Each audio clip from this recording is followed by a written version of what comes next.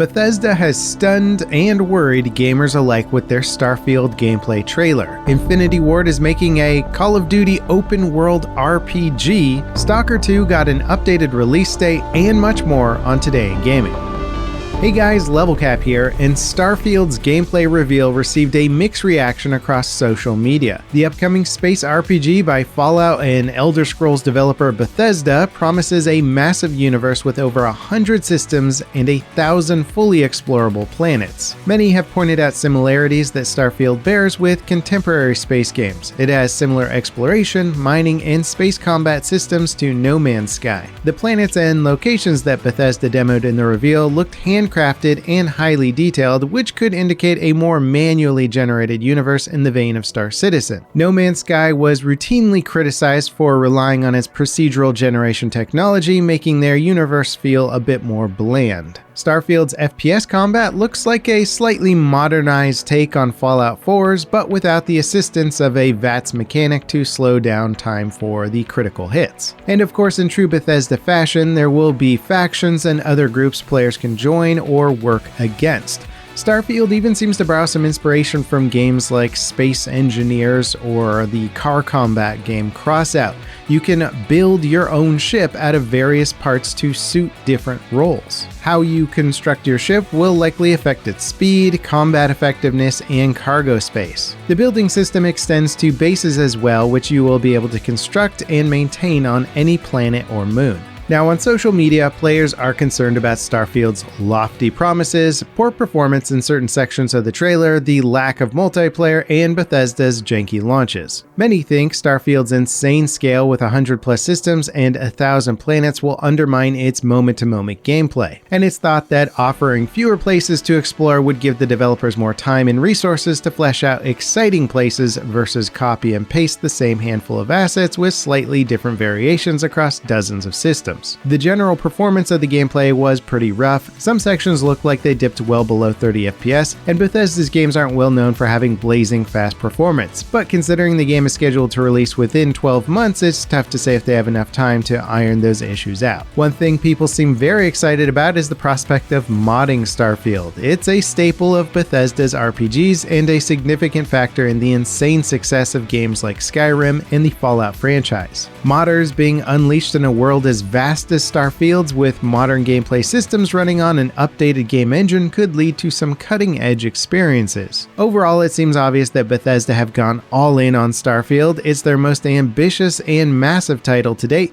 which says a lot considering their history. But it's also clear that fans are a bit skeptical as to whether or not Bethesda can deliver on their lofty promises. Will Starfield live up to the hype, or will it be another Minecraft in space with guns? Let us know in the comments.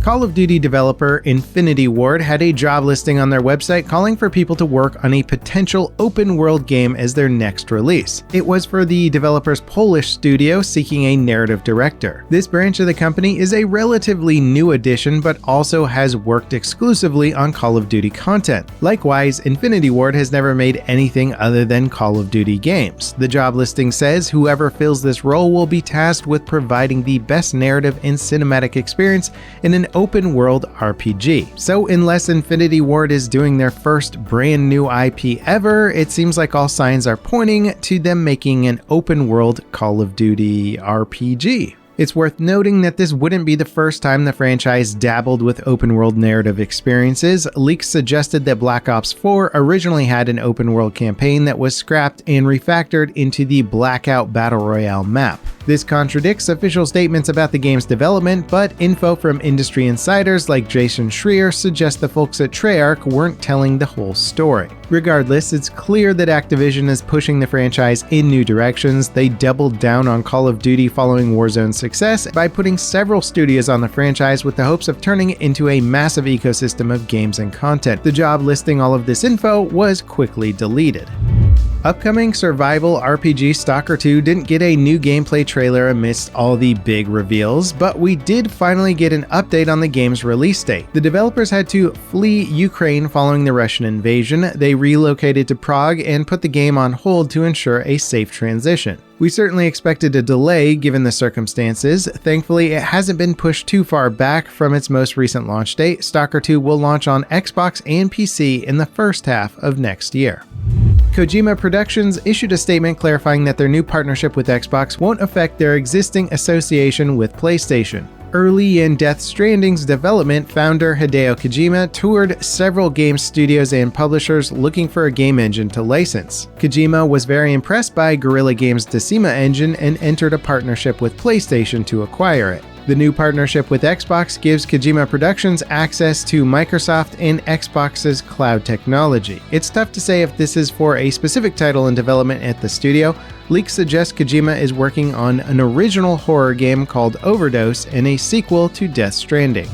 Body horror turned FPS game Scorn got a new gameplay trailer and final release date. The trailer showcases updated mechanics, enemies, puzzles, environments, and more. Scorn was initially funded on Kickstarter and released a playable demo for backers back in 2017. Since then, a lot about the game has been improved. It also looks like there's a renewed emphasis on stealth and environmental storytelling from the original demo. The game launches on October 21st for PC and Xbox. A new trailer for the upcoming System Shock remake dazzled viewers during the PC gaming show this weekend. It's our first new look at the game since they released an updated playable demo in February last year. It also promises that a release date is just around the corner. The game's developer, Night Dive Studios, says the remake is largely complete and playable from beginning to end. It's both a remake and a reimagining of 1994's iconic System Shock. That game was one of the first 3D FPS titles and influenced so many games. The remake totally overhauls the original's visuals and gameplay with modern controls and an incredibly slick art style. Microsoft Flight Sim just got a very unlikely crossover. The Pelican aircraft from Halo Infinite is now pilotable in the cutting-edge Flight Sim. This is apparently a small taste of what's to come for Flight Sim's 40th anniversary update in November.